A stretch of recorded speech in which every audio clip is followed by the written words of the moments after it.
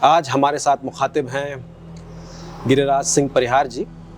मैं दतिया ज़िले के एक छोटे से गांव सीतापुर का निवासी हूँ। उस समय मेरे दोस्त ने कहा भी था, मैं निराश हुआ था कि मेरा चयन नहीं हुआ, तो उसने कहा कि हो सकता है गिरिराज तुम किसी दूसरे बहुत बड़े पद के लिए बने हो, तो निराश ना हो। तो इस चीज़ को तो बताना चाहिए कि मैं एक सामान्य परिवेश से आकर भी सीमित संसाधनों के बाद भी मैंने ये करने का प्रयास किया और मैं सफल हुआ। हालांकि ये सफल होना ना होना, मेरे साथ कई ऐसे साथी हैं जो मुझसे ज़्यादा योग्य हैं लेकिन वो सफल नहीं हो पाए, तो खैर मैं इसे दूसरा पक्ष बोल सकता हूँ। हाँ। लेकिन फिर मेहनत तो हमें करनी चाहिए। ये नहीं बोलना चाहिए कि संसाधन कम है, मेरा परिवेश कम है, मेरे पास आर्थिक समस्या सबके साथ होती है। उसने कहा है कि यदि मुझे 6 घंटे किसी पेड़ को काटने के लिए दिए जाएँ तो 5 घंटे में सिर्फ कुल्हाड़ी को शार्प करने के लिए उसको घिसने में लगाऊंगा।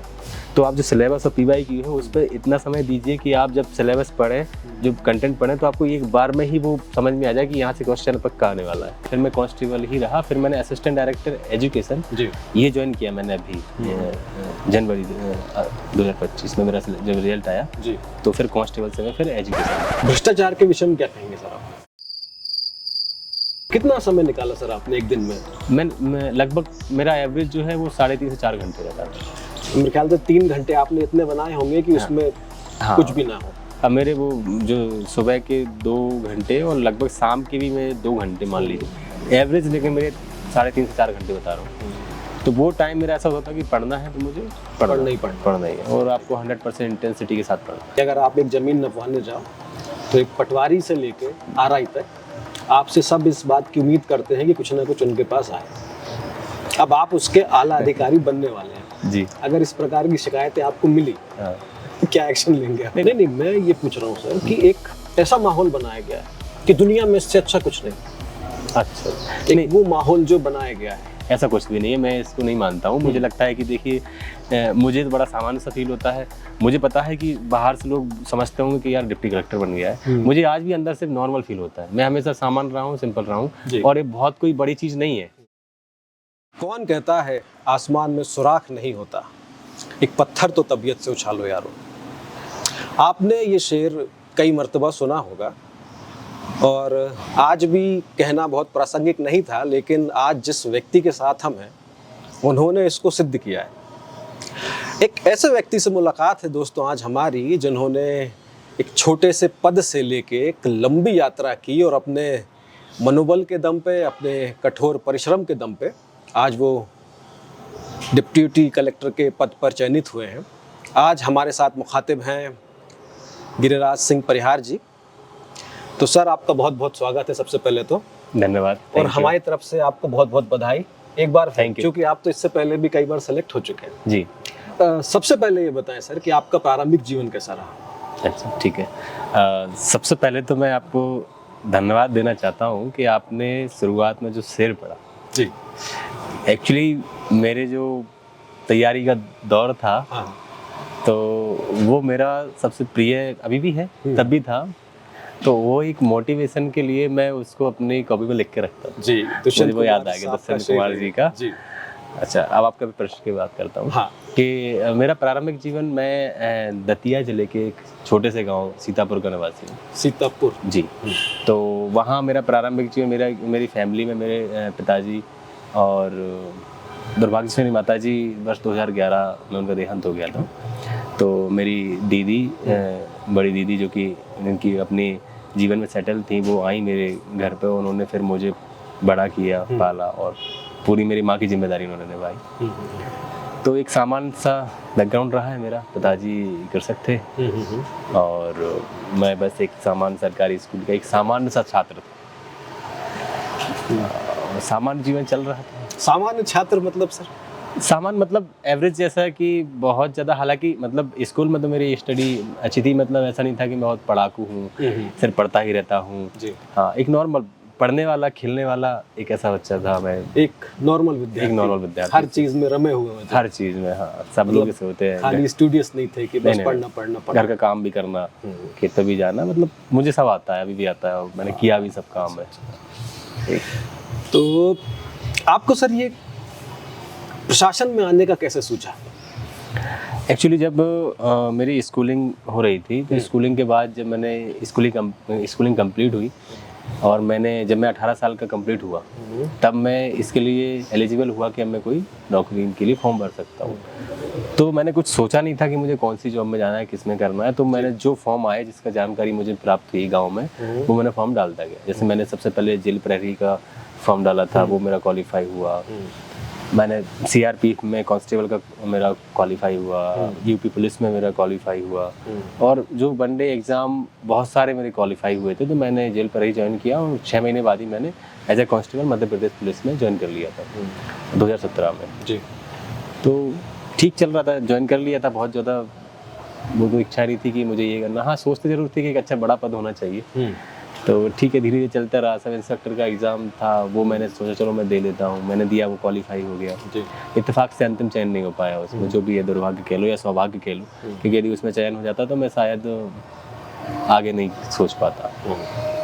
उस समय मेरे दोस्त ने कहा भी था, मैं निराश हुआ था कि मेरा चयन नहीं हुआ। तो उसने कहा कि हो सकता है गिरिराज तुम किसी दूसरे बहुत बड़े पद के लिए बने हो, तो निराश ना हो। तो ये सोच के फिर मेरी वो जर्नी चलती रही। तो हालांकि मैंने सिविल सर्विसेज का मैंने 2020 में मैंने स्टार्ट किया था, जब कोविड का जो लॉकडाउन चल रहा था जी। उस दौरान मैंने सोचा कि अब समय मिल गया है और फिर मैं तैयारी स्टार्ट करता हूँ। तो फिर मैंने तैयारी 2020 से स्टार्ट की। तो आपकी पहली जॉब कांस्टेबल की थी? हाँ, पहले जेल प्रहरी थी। जेल प्रहरी थी, दूसरी कांस्टेबल की। उसके उपरांत सिलेक्शन तो बहुत सारे हुए, लेकिन फिर मैंने वो ज्वाइन नहीं किए थे। ज्वाइन जो किए वो कौन सा था? नहीं, फिर ज्वाइन नहीं किया। फिर मैं कांस्टेबल ही रहा। फिर मैंने असिस्टेंट डायरेक्टर एजुकेशन ये ज्वाइन किया मैंने अभी जनवरी 2025 में। मेरा जब रिजल्ट आया जी, तो फिर कांस्टेबल से मैं फिर एजुकेशन में अब सीधे प्रशासन में। अब प्रशासन, मतलब सारे अनुभव हैं आपको, पुलिस के भी अनुभव ले लिए आपने, प्रशासन के भी ले लिए। बिल्कुल सर, एक पुलिस से ही संबंधित मेरा क्वेश्चन है जी, इस पे काम भी हमारा चल रहा है। अमूमन सर हमने देखा है कि जो छोटे तबके के पुलिस में कर्मचारी हैं, जैसे कि कांस्टेबल, उनके ऊपर काम का दबाव बहुत ज़्यादा है और उसके मुताबिक उनकी सैलरी कम। तो सर आप अगर प्रशासन में तो अब आ ही गए हैं, तो आप उसमें आप कैसा रिफॉर्म कर पाएंगे? मैं जिस पद पे आया हूँ, जो आप रिफॉर्म की बात कर रहे हैं, मैं आप ही के डिपार्टमेंट से बात कर रहा हूँ। नहीं, बिल्कुल। जैसे कि आपने कहा कि सैलरी की बात कही है, तो ये जो डिसीजन है ये गवर्नमेंट लेवल का होता है। यदि निश्चित तौर पर मुझे इसमें योगदान देने का अवसर मिलता है भविष्य में आगे जाके, तो मैं ज़रूर उसमें पॉजिटिव रिस्पॉन्स करने की कोशिश करूँगा, प्रयास करूँगा जी, कि पर्याप्त जो है उतनी सैलरी होनी चाहिए कि व्यक्ति अपना एक वर्तमान जो महंगाई है उसके हिसाब से जीवन चला सके। तो खैर ये गवर्नमेंट का डिसीजन होता है। तो खैर गवर्नमेंट का है। भ्रष्टाचार के विषय में क्या कहेंगे सर आप? देखिए, भ्रष्टाचार के विषय में मेरा जो अनुभव और जो मैंने सीखा है, देखा है, भ्रष्टाचार किसी एक व्यक्ति का कार्य होता है, उसका खुद का व्यवहार होता है।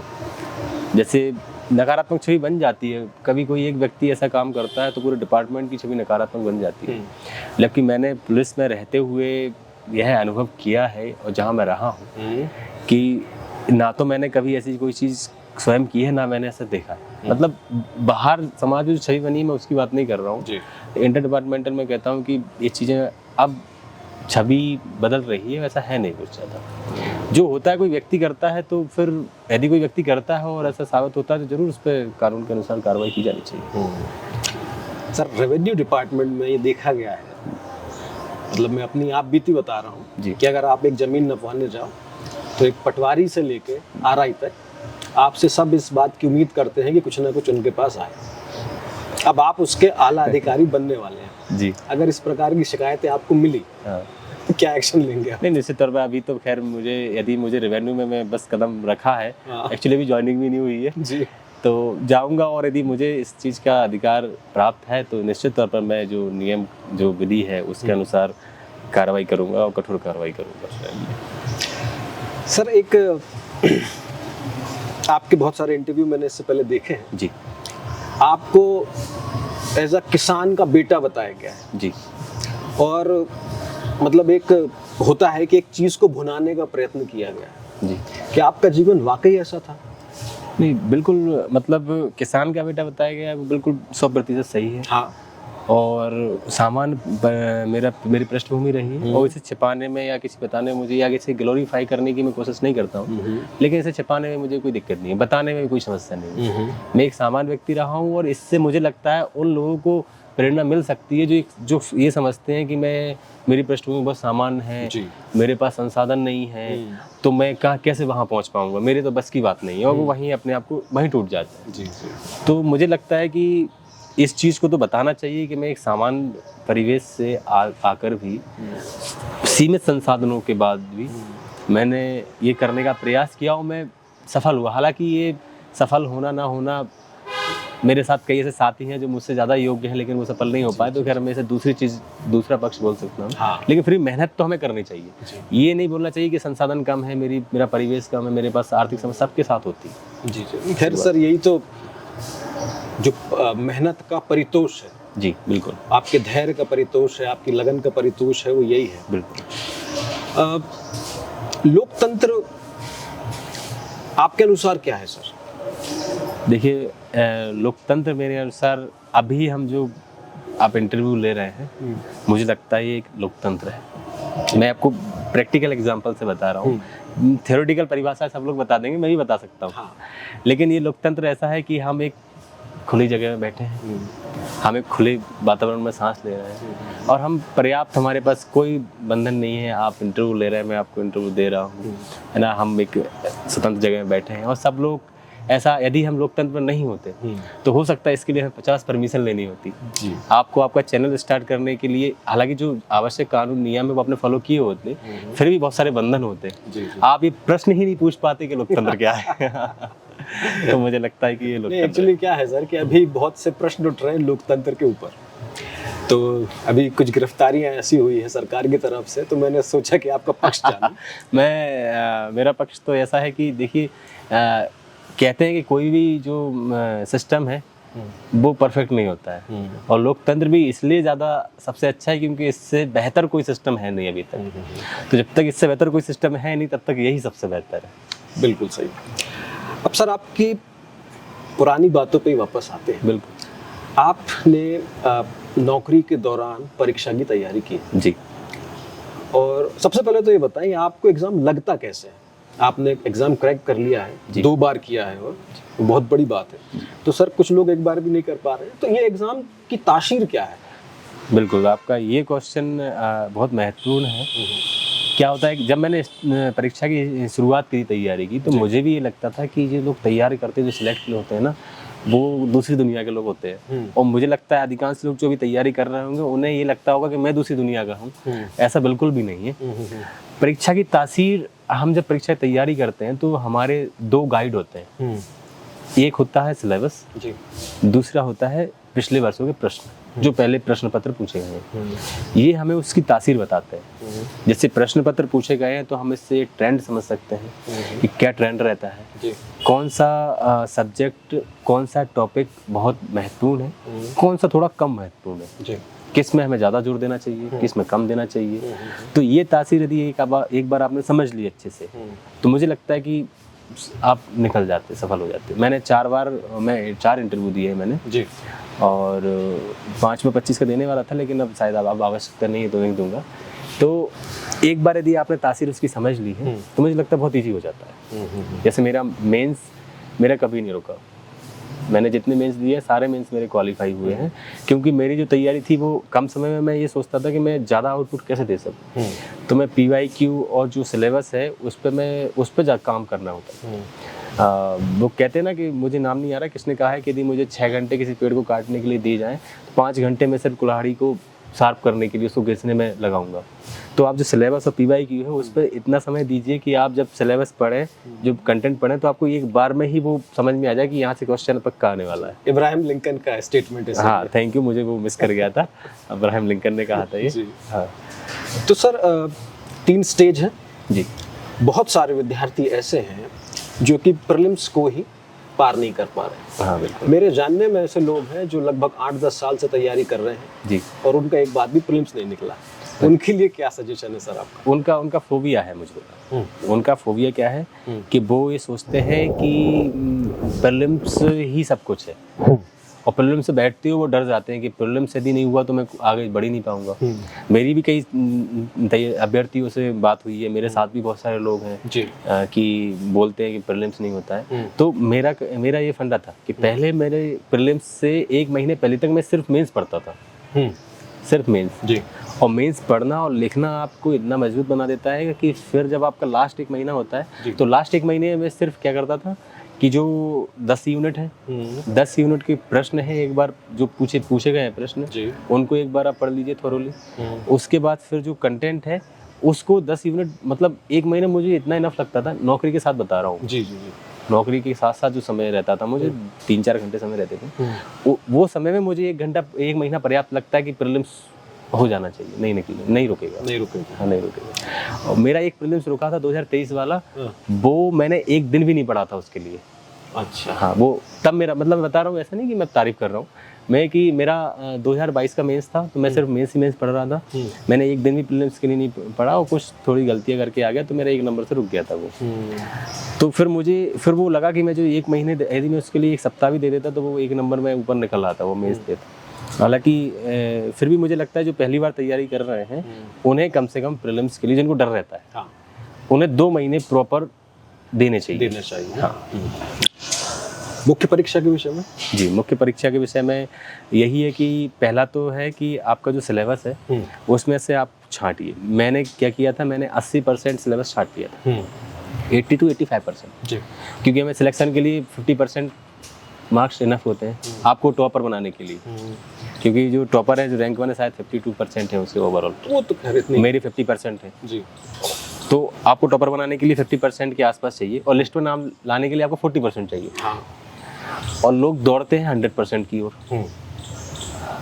तो वो 100% की ओर दौड़ते हैं तो कुछ नहीं मिल पाता है। तो मैंने क्या किया था, मेंस के लिए मैंने 80% सिलेबस अलग किया था, हर पेपर से, हर पार्ट से कुछ यूनिट डिसाइड की थी कि ये बहुत इंपॉर्टेंट है, तो वो छांटे, उनमें से भी टॉपिक छांटे थे जी। उन टॉपिकों को अलग करके, और जो टॉपिक बहुत बड़े हैं, ज़्यादा टाइम लेते हैं, वो बहुत इंपॉर्टेंट है नहीं, क्वेश्चन पूछे नहीं गए, उनको अलग कर दिया था। उन पर मैंने टाइम मिले तो पढ़ना है, नहीं तो नहीं पढ़ना है। मेरे पास टाइम नहीं था तो मैंने नहीं पढ़ा, मैंने 80% पढ़ा, उसको अच्छे से पढ़ा बस। अच्छा। हाँ, उसको अच्छे से पढ़ा और लिखा। और उसमें से, हाँ, इसमें मैंने बोला था गाइड होते हैं हमारे PYQ जी, और सिलेबस, तो वो गाइड का काम किया कि आपको 80% क्या सेलेक्ट करना है सिलेबस, और फिर उसको पढ़ना है। ये था मेरा। मुख्य परीक्षा के लिए आपने मुख्य रणनीति क्या अपनाई थी सर? जैसे बहुत सारे लोग ये कहते हैं कि पढ़ो या ना पढ़ो, लिखना स्टार्ट करो। कुछ जो सेलेक्ट हो गए वो कहते हैं कि नहीं, सबसे पहले आप पढ़ के रखो फिर लिखो। आपने क्या अपनाया था? दोनों चीज़ें, ना तो इधर अपन को जाना, ना इधर को जाना, इधर जाना है, आपको बीच में चल रहा है, मध्यमा प्रतिपदा। हाँ, मध्यमा प्रतिपदा। कि मैं क्या करता था कि मैं 1 यूनिट मेरी पढ़ ली मैंने जी, दूसरी यूनिट स्टार्ट की है तो पिछली वाली यूनिट की आंसर राइटिंग करिए। पिछली वाली यूनिट की आंसर राइटिंग करेंगे तो वो रिवीजन भी हो जाएगा और आप आगे भी बढ़ते जाएंगे। जब 2 यूनिट आपकी हो जाए तो तीसरी यूनिट पढ़िए, फिर दूसरी यूनिट की आंसर राइटिंग कीजिए। तो ये करना पड़ता है। कितना समय निकाला सर आपने एक दिन में? मैं लगभग, मेरा एवरेज जो है वो 3.5 से 4 घंटे रहता था। जैसे मुझे 10 बजे निकलना होता था ऑफिस, तो मैं सुबह कोशिश करता था कि मैं सब फ्री में 7 बजे से बैठ जाऊँ पढ़ने। 7 से मैं 9 तक या 9:30 तक पढ़ता था, 2-2.5 घंटे। ये एक अच्छी बात कही सर आपने। अक्सर मैंने देखा है जो तैयारी करने वाले विद्यार्थी हैं वो 24 घंटा लेके चलते हैं जी, और 24 घंटे में उनका टारगेट होता है कि 12 घंटे पढ़ेंगे जी। 12 घंटे में से लगभग 4-5 घंटे अपना मोबाइल पे बिता के, हाँ, उसके बाद 4-5 घंटे जब मोबाइल में वो चीज़ें चल रही होती हैं तब वो पढ़ना स्टार्ट करते हैं। मेरे ख्याल से 3 घंटे आपने इतने बनाए होंगे कि उसमें कुछ भी ना हो। अब मेरे वो जो सुबह के 2 घंटे और लगभग शाम के भी मैं 2 घंटे मान लीजिए एवरेज, लेकिन मेरे 3.5 से 4 घंटे बता रहा हूँ। तो वो टाइम मेरा ऐसा होता कि पढ़ना है तो मुझे पढ़ना ही है, और आपको 100% इंटेंसिटी के साथ पढ़ना है जी। कोई कोचिंग ज्वाइन की थी सर आपने? नहीं, मैंने ऑफिशियली कोई कोचिंग ज्वाइन नहीं की। मैंने टेस्ट सीरीज ज्वाइन की थी हाँ एक बार, और मॉक इंटरव्यू के लिए मैं विकास सिंह सर के पास जाता था। अच्छा, ठीक है। सर बहुत से लोग जो हैं, जैसे कि एक सामान्य प्रश्न है ये कि कोविड के बाद से, जब से हमने इंटरनेट क्रांति को बहुत तेज़ी से होते देखा है, सिविल सर्विसेज को बहुत ही ग्लोरीफाई किया गया है जी, और उसमें वो लोग भी आने लगते हैं जो इस योग्य नहीं है। हालांकि मैं ये नहीं मानता कि कोई इस योग्य है अथवा नहीं है, लेकिन कुछ लोगों के पास कम समय होता है, संसाधन कम होते हैं, और वो लोग भी अपना सब कुछ लगा कर यहाँ पे आते हैं जी। तो उन लोगों से आप क्या कहेंगे?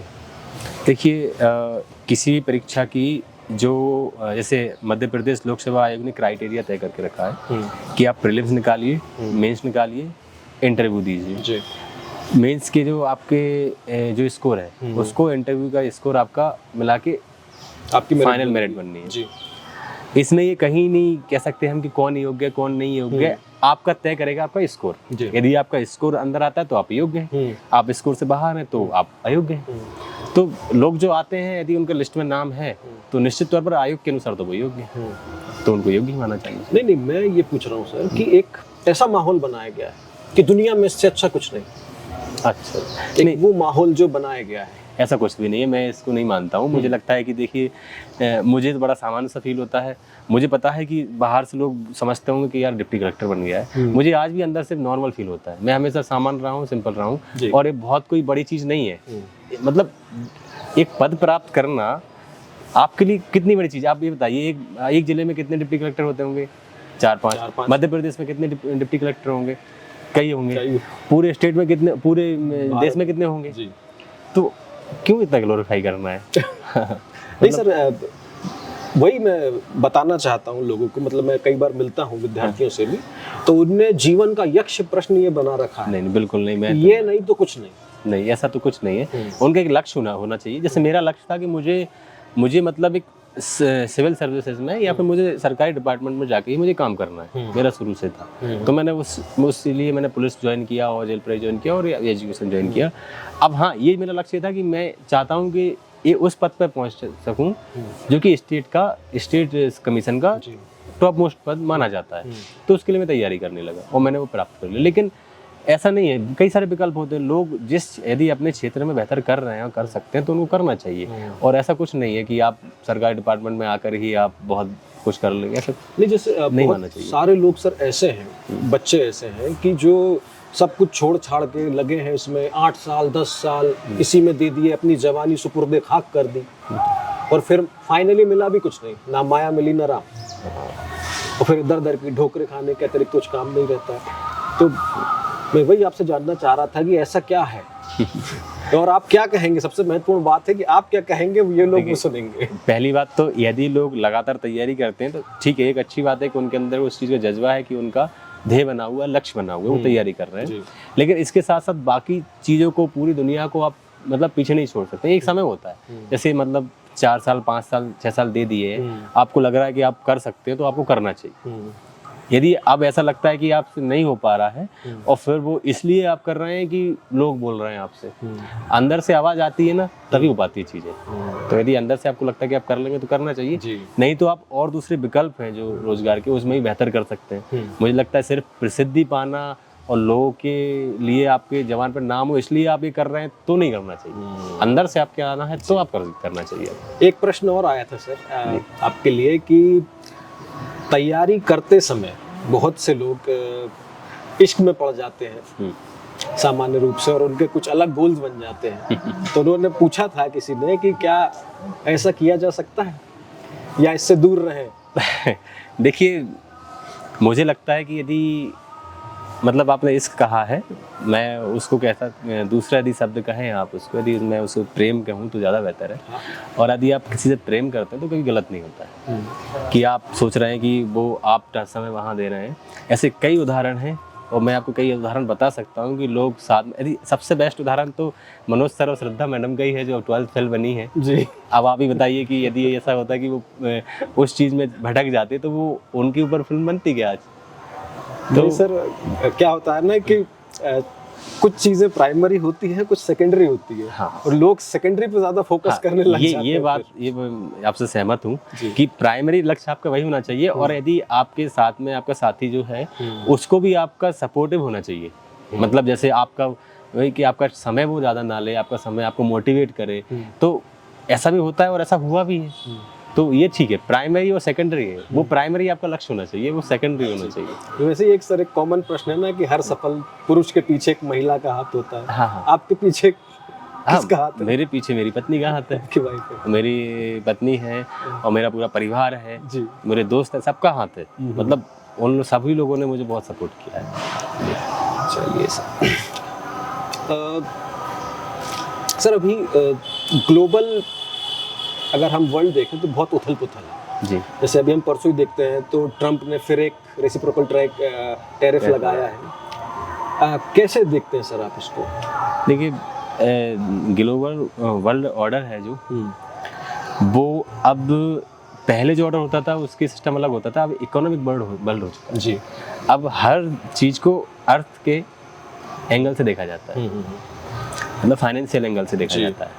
तो एक तो वहाँ की उनकी स्थानीय जो राजनीति है उसका इस पर प्रभाव हो सकता है, एक उनका खुद का स्वभाव है उसका इफेक्ट हो सकता है। खैर मेरे और आपके कमेंट करने से शायद उस चीज़ बदलेंगी तो नहीं, फिर भी है कि उनको जो करना है वो कर सकते हैं, और हमारे देश में जो करना है हमारा सरकार बहुत बेहतर कर रही है उसका, कि हम लोग आत्मनिर्भरता की ओर बढ़ रहे हैं, तो वो बहुत बेहतर है। चलिए आत्मनिर्भरता की ओर। सर आपका फेवरेट सब्जेक्ट कौन सा रहा है? अच्छा, ये दुविधा का प्रश्न है। मेरा जो फेवरेट सब्जेक्ट था वो एक्चुअली सिलेबस में है ही नहीं, मतलब मेरा फेवरेट सब्जेक्ट मैथ्स रहा है। हाँ। और वो बहुत कम है, तो हट ही गया है सर इस वो बात एक्चुअली से। हट ही गया है। हाँ। तो सबसे फेवरेट, मुझे सबसे पसंदीदा सब्जेक्ट रहा है वो मेरा। मैंने 12th में भी किया है और मेरा बहुत अच्छा स्कोर रहता था, लेकिन फिर डिमांड के अनुसार हमें पढ़ना पड़ता है। हाँ, खैर तो जो डिमांड थी वो मैंने पढ़े, जी। मैथ ना होते हुए भी फिर मैंने बाकी सब्जेक्ट पढ़े। ये था, तो मैथ इसमें नहीं था। यदि इसमें बात की जाए कौन सा फेवरेट है, तो सोशियोलॉजी मेरा फेवरेट है। सोशियोलॉजी। सोशियोलॉजी में कोई सर ऐसे विचारक? ये सोशियोलॉजी में यदि विचारक की बात की जाए, तो यदि हम भारतीय विचारकों की बात की जाए, तो जैसे महात्मा गांधी तो हालांकि हर क्षेत्र में है, उनका सोशियोलॉजी में भी उनके विचार बहुत महत्वपूर्ण होते थे, और उनके राजनीति में बहुत महत्वपूर्ण होते थे, और सामान्य जीवन में भी बहुत महत्वपूर्ण है। तो एक विचारक थे, मैं उनका नाम मिस कर रहा हूँ, सॉरी मैं नाम मिस कर रहा हूँ उनका, जिन्होंने महात्मा गांधी कार्ल मार्क्स के बारे में उन्होंने बताया था। जी। तो उनकी मुझे वो लाइन एक बहुत अच्छी लगी थी, कि नहीं, कार्ल मार्क्स ने ही बताया था, हेगल के बारे में, हेगल के बारे में कार्ल मार्क्स ने बताया था। जी। एक्चुअली मुझसे इंटरव्यू में क्वेश्चन ही पूछा गया था, आपने अच्छा पूछा तो मुझे वो याद आ गया, कि कार्ल मार्क्स ने क्यों कहा था कि मैंने हेगल सिर के बल खड़े थे, मैंने उन्हें सीधा खड़ा कर दिया, ये प्रश्न था। जी। तो ये ऐसा प्रश्न था कि फिर बोर्ड ने मुझसे बोला था कि ये क्वेश्चन हमने जितने लोगों से पूछा किसी ने बता नहीं पाया, क्योंकि सोशियोलॉजी सब्जेक्ट में है तो सिलेबस में है तो सबको पढ़ना आना चाहिए। फिर आपने क्या बताया? अब मेरी खुद की रुचि थी तो मुझे उस चीज़ में पता था। हाँ। तो मैंने ये बताया कि सर हेगल ने ये कहा था, हेगल ने कहा था कि पहले विचार परिवर्तन होता है, फिर भौतिक वस्तु में परिवर्तन आता है। जैसे हम आसपास जो चीज़ें देख रहे हैं, तो ये कैसे आई, ये कैमरा कैसे आया, लाइट कैसे आई, कि पहले विचार आया। जी। तो कार्ल मार्क्स ने कहा था नहीं, ऐसा नहीं, पहले भौतिक वस्तु में परिवर्तन होता है, तब विचार में परिवर्तन आता है। कैमरे का आविष्कार सिर्फ मतलब ये सोच के नहीं किया होगा कि हम भविष्य में क्या करेंगे, तो पहले किसी ने कोई मशीन का आविष्कार किया और वो आविष्कार होता गया, फिर उसका उपयोग बाद में, फिर उपयोग का विचार आया कि हम इससे फिल्म भी बना सकते हैं, इससे हम डॉक्यूमेंट्री बना सकते हैं, इससे फोटो भी खींच सकते हैं, ऐसा है। वो सर वो विचार जो था वो ऐतिहासिक द्वंद्ववाद था। थैंक यू, बिल्कुल वही था। हाँ वही था, और उसको भौतिक द्वंद्ववाद भी कहा जाता है, बहुत सारे नाम दिए जाते हैं उसको। वही है कि पहले थीसिस होगा, हाँ, फिर एंटीथीसिस होगा, हाँ, और फिर सिंथेसिस हाँ, विचार संवाद, और फिर उसका रिजल्ट आता है। सर एक प्रश्न है मेरा जी, और वो आपसे ज़्यादा अच्छे से उसके उत्तर की उम्मीद है मुझे। हमने रील्स में देखा है, हमने वीडियोस में देखा है कि बहुत से युवा जो है वो महात्मा गांधी के विषय में इस कदर का अनर्गल कहते हैं, और उस व्यक्ति ने इस सोसाइटी में इतना कुछ किया है, शायद ही मतलब अगर उन्हें इंसान समझे तो जो कुछ गलती हुई वो क्षमा करने योग्य है उनसे। उन युवाओं को आप क्या कहेंगे, ऐसे लोगों से क्या कहना चाहेंगे? नादान है वो लोग। लोकतंत्र की बात कही थी आपने जी। तो लोकतंत्र में जो हमें अभिव्यक्ति की आज़ादी मिली है, उसका वो हो सकता, उसका दुरुपयोग कर रहे हैं, और नादान है। जिनमें ज्ञान का अभाव होता है, जिनको बरगलाया जा सकता है, वो लोग हैं।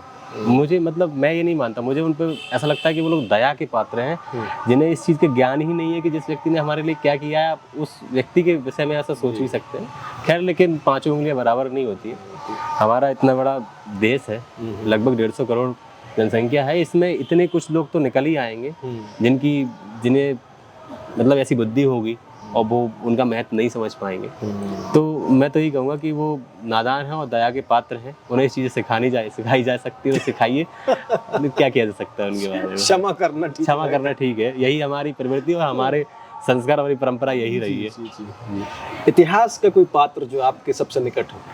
देखिए, इतिहास में मतलब वैसे मेरा फेवरेट सब्जेक्ट तो नहीं रहा है, मुझे बहुत ज़्यादा इंटरेस्ट भी नहीं रहा है उसमें। फिर भी जब मैं जो पढ़ा है उस दौरान कई पात्रों के बारे में हम पढ़ते रहते हैं, तो मुझे चंद्रगुप्त मौर्य का जो कैरेक्टर है वो मुझे व्यक्तिगत तौर पर अच्छा लगता है। उसमें मतलब जो जैसे उनका एवोल्यूशन होता है, जैसे एक व्यक्ति आपको गाइड करता है, मतलब एक सिंसियर स्टूडेंट दिखता है मुझे उनमें, डिसिप्लिन, कि आपको जो व्यक्ति आपने भरोसा कर लिया कि ये व्यक्ति मुझे सही बता रहा है और व्यक्ति ने जैसा बताया आपने उसको फॉलो किया और फिर आप एक दिन चंद्रगुप्त मौर्य बन जाते हैं। ये है फर्मा बरदारी शब्द है उसके लिए, कि जो मैं कहूँ आपको वो करना होगा। जी बिल्कुल, फर्मा बरदारी। ठीक। सर, आपकी हॉबी? हॉबी मेरी जो इंटरव्यू में लिखी थी वो, या फिर सही हॉबी? सच वाली। सच हॉबी मुझे मतलब स्पोर्ट्स खेलना बहुत पसंद है। जैसे अभी यहाँ भी मैं बैडमिंटन खेलता हूँ, क्रिकेट खेलता हूँ, स्पोर्ट्स बहुत पसंद है मुझे। और मुझे बुक्स पढ़ने का शौक है। इसके बाद समय मिलता है तो मूवीज वगैरह देखता हूँ। छावा आप पढ़ रहे थे? हाँ, एक्चुअली मतलब अभी शुरुआत ही की है। वो तो कोई फेमस साहित्यकार सर आपके? साहित्यकार मुझे युval नोआ हरारी पसंद है। इन्होंने जो नेक्सस अभी हाल ही में आई उन्होंने होमो सेपियंस लिखी थी। अच्छा। और उससे पहले उन्होंने 21 lessons from the 21st century और होमो सेपियंस। ये उनकी बहुत अच्छी बुक्स है। मतलब वो एक इतिहासकार हैं, ये इजराइल के रहने वाले हैं। जी। और वो इतिहास को एक अलग ही एंगल से प्रस्तुत करते हैं। जैसे सर? जैसे उन्होंने एक जो उनकी जो होमो सेपियंस बुक थी उसमें उन्होंने बताया कि होमो सेपियंस ही क्यों अभी जिंदा है पृथ्वी पर। लिएंडरथल थे उस समय, और भी प्रजातियां थी। तो लिएंडरथल से उन्होंने तुलना की है कि ये देखिए बहुत बाहुबल था, बलशाली थे, फिर भी ये प्रजाति मतलब लिएंडरथल इतने बाहुबल थे कि वो माइनस टेम्परेचर में रहते थे और गर्मी भी टेम्परेचर भी वो झेल लेते थे। और होमो सेपियंस दिखने में सामान्य जैसा अभी अपन है वैसे ही थे, फिर भी वो कैसे जीवित रह पाए और उनको कैसे उन्होंने प्रतिस्थापित कर दिया। तो ये एंगल उन्होंने बताया और उन्होंने इसका जवाब दिया कि ये थी उनकी कम्युनिकेशन और एक संस्कृति बनाने की जो प्रवृत्ति। जैसे हम आप बैठे हैं, बात कर रहे हैं हम, तो वहाँ वो लोग कम्युनिकेशन कर सके, कम्युनिकेट कर सके और कम्युनिकेट करके एक सोसाइटी बना सके। मतलब फिर वो एक एकता स्थापित कर सके। तो कहते हैं ना, एकता में ताकत होती है जी। तो वो उन्होंने बहुत अच्छा एंगल प्रस्तुत किया है, तो मुझे वो पसंद है। मैंने उनकी पढ़ता हूँ और पढ़ रहा हूँ। ठीक सर, अभी इजराइल का जिक्र किया आपने। जी। इजराइल जो मिडिल ईस्ट में कर रहा है, विशेष रूप से गाजा के साथ, क्या लगता है आपको, ठीक है ये? देखिए, उनका जो संघर्ष है, यदि हम इतिहास के रूप में देखें, लगभग बहुत पुराना संघर्ष है। 1950, 48-50 जब से इजराइल का गठन हुआ तब से वो संघर्ष चल ही रहा है। यदि हम इजराइल की दृष्टिकोण से देखें तो उनके दृष्टिकोण से वो सही मानते हैं। लेकिन ये हम जो गाजा में जो आम लोग रह रहे हैं, मैं आवाज की बात नहीं कर रहा हूँ, मानवता की दृष्टिकोण से देखी जाए तो जैसे हमारी सरकार भी 2 नेशंस थ्योरी पर विश्वास करती है जी, कि फिलिस्तीन भी होना चाहिए और इजराइल भी होना चाहिए, दोनों होना चाहिए। तो मुझे लगता है वो सबसे बेस्ट मध्यम मार्ग है वो, कि ये आप कहते हैं कि गाजा को या इसको फिलिस्तीन को समाप्त कर दें, और फिलिस्तीन में जो हमास है वो बोलता है कि हम इजराइल को समाप्त कर दें। दोनों संभव नहीं है। मतलब प्रैक्टिकल आप देख तो रहे हैं, यदि संभव होता तो 50 साल में, अभी 70 साल में हो ही जाता। जी, बिल्कुल सही। तो मानवता के दृष्टिकोण से तो मुझे लगता है आतंकवाद का जरूर समापन होना चाहिए। जैसे जो आतंकवादी गतिविधियां होती हैं उन पर रोकथाम होना चाहिए, उनका खत्म किया जाना चाहिए। लेकिन जो वहाँ आम लोग रह रहे हैं, बच्चे रह रहे हैं, हम आज दिन तस्वीर देखते हैं तो मानवता के दृष्टिकोण से तो बड़ा गलत है, बहुत बुरा लगता है। मूवीज देखते हैं सर? हाँ, जब समय मिलता है तो देख लेता हूँ। अभी कौन सी देखी रिसेंटली? रिसेंटली तो मैं दोस्तों के साथ वो गया था देखने के लिए, परम सुंदरी जो आई है। हालांकि हमें आना पड़ा बीच में। तो और आज मैं बता दूं आपको कि आपके लिए इंटरव्यू देने के लिए मैं अभी, मेरे दोस्त गए हैं जॉली LLB 3 देखने, लेकिन मैं यहाँ नहीं जा पाया। बलिदान दे के आए आप आज। नहीं, एक्चुअली क्या है, संडे के टाइम मिलता है यहाँ पर, नहीं, तो इसलिए वो ठीक है। सर फाइनली मेरा प्रश्न ये है कि जो अभ्यर्थी इस समय बहुत ही लगे हुए हैं शिद्दत के साथ जी, वो अपने लक्ष्य को कैसे प्राप्त करें और कैसे अपने मनोबल को बरकरार रखें, ये बता दीजिए बस। ठीक है, मैं मतलब आपका प्रश्न जो आया सबसे अच्छा प्रश्न, मतलब लास्ट में बढ़ते हुए दृष्टिकोण से मुझे लगा कि सबका प्रश्न यही होता है। मुझसे पर्सनली मैसेज करके सब लोग पूछते हैं, तो मुझे लगता है कि आपकी वीडियो के माध्यम से सबको जवाब मैं देने का प्रयास करता हूँ कि मोटिवेशन तो एक अपने अंदर से आना चाहिए। पहला हमेशा मेरा रूल था कि पहला आप पहले कंफर्म हो जाइए, मतलब कि आपको करना है। मेरा प्रश्न होता था कि आपको MBBS की तैयारी करना है जी, आपका यदि अंदर से जवाब आता है हाँ करना है, मतलब अब आप कंफर्म है, अब आप भटकेंगे नहीं। मोटिवेशन का आपका पहला चरण आपने पार कर लिया। दूसरा, अब आपको उस पर काम करना है। तो काम करने के लिए मेरी थ्योरी थी, मेरा जो नियम था कि मैं बोलता था रेगुलरिटी। आप कभी भी रेगुलरिटी ब्रेक नहीं करेंगे। आप पढ़ रहे हैं तो सिंगल डे, मैं नौकरी के साथ साथ भी एक भी दिन ऐसा नहीं होता था कि मैं पढूं नहीं जी। मैं आधा घंटे ही क्यों ना पढूं, कभी कभी लॉ एंड ऑर्डर ड्यूटी होती थी तो समय नहीं मिलता, तो मैं कोशिश करता था कि मुझे आधा घंटे ही क्यों ना पढूं, लेकिन मैं पढूं। तो रेगुलरिटी आपकी होनी चाहिए। दूसरी रेगुलरिटी में आपकी उसमें होनी चाहिए इंटेंसिटी, गहनता, फोकस। मतलब यदि आप पढ़ रहे हैं तो वो चीज़ आपकी, आप पढ़ ही रहे हैं जी, पढ़ रहे हैं मतलब पढ़ा आपने तो वो पढ़ ही रहे हैं। ऐसा नहीं कि पढ़ रहे हैं बगल में रील चल रही है, वो फिर नहीं होना चाहिए मुझे लगता है। जो क्योंकि अधिकांश लोग कहते तो कि मैं सुबह 7 से 10 तक लाइब्रेरी में बैठता हूँ, तो बैठना और पढ़ना तो अलग चीज़ें हैं। मैं कभी लाइब्रेरी नहीं गया, मैं घर पे ही पढ़ता था, तो वो मैं बता रहा हूँ कि बैठने पढ़ने में क्या फ़र्क होता है। तो आप बैठ तो रहे हैं लेकिन पढ़ रहे हैं कि नहीं है, ये महत्वपूर्ण है। तो यदि जो तैयारी कर रहे हैं और जिनका टारगेट 2026-27 आगे का है, तो उनके लिए यही है मेरा सुझाव कि आप जब तक आपने टारगेट तय किया है तब तक आप इन चीज़ों को फॉलो करें, रेगुलरिटी बनाए रखें और उसमें इंटेंसिटी बनाए रखें। फोकस 100% आपका होना चाहिए, मतलब फोकस से तो बिल्कुल समझौता नहीं किया जाना चाहिए। नहीं तो हम दिन भर 8 घंटे आप पढ़ लोगे, आपसे पूछा जाएगा आपको पता ही नहीं रहेगा मैं पढ़ के क्या आया हूँ, तो वो 8 घंटे का क्या मतलब। और समय की कीमत आपको समझनी पड़ेगी। टाइम मैनेजमेंट होना चाहिए, डिसिप्लिन होना चाहिए। मेरा टाइम मैनेजमेंट डिसिप्लिन, मतलब डिसिप्लिन इतना था कि मैं अपना 1 मिनट भी, यदि मैं किसी से, एक्चुअली मेरा बहुत क्लोज सर्कल रहा है, मैं किसी से ज़्यादा मिल नहीं पाता था फिजिकली, फ़ोन पे ही बात कर पाता था। उसका कारण ये रहा है कि मैं अपना 1 मिनट भी कभी किसी को नहीं दे पाता था। मुझे अंदर से, आप जब समय वेस्ट हो ना तो आपको आत्मग्लानि फील होनी चाहिए। मेरा यदि 5 मिनट या 10 मिनट कभी मैंने ऐसा वेस्ट हो गया कि फिर मुझे लगता था यार ये तो पढ़ाई होना चाहिए थी इसमें, मेरा ये चीज़ छूट गई, मेरी ये चीज़ छूट गई। तब तक आप तो ये नहीं कर पाएंगे, तो फिर वो मुझे ऐसा लगता है कि कहीं ना कहीं आप पीछे रह जाएंगे। जी ठीक सर, आज आपने जो इतना महत्वपूर्ण समय हमें दिया इसके लिए बहुत बहुत धन्यवाद। और धन्यवाद आपको भी। हमें बहुत उम्मीद है सर आपसे कि जब भी आप आपके प्रशासन में जाएंगे तो बहुत बेहतर काम करेंगे। बिल्कुल, इसके लिए आपका बहुत बहुत धन्यवाद और हमारी बधाइयाँ। Thank you. तो सिद्धू जी हर बार कहते हैं ना कि मंजिलें उन्हीं को मिलती हैं जिनके सपनों में जान होती है, पंखों से कुछ नहीं होता, हौसलों से उड़ान होती है। तो इसी हौसले के जैसा हौसला आप भी बढ़ाएं और हमारी शुभकामनाएं आपके साथ हैं कि आप लोग भी आगे सेलेक्ट हों। आज का हमारा पॉडकास्ट आपको कैसा लगा हमें कमेंट करें और हमारे पॉडकास्ट को शेयर करें। मैं था आपका दोस्त मोहनीश और आपका बहुत बहुत धन्यवाद।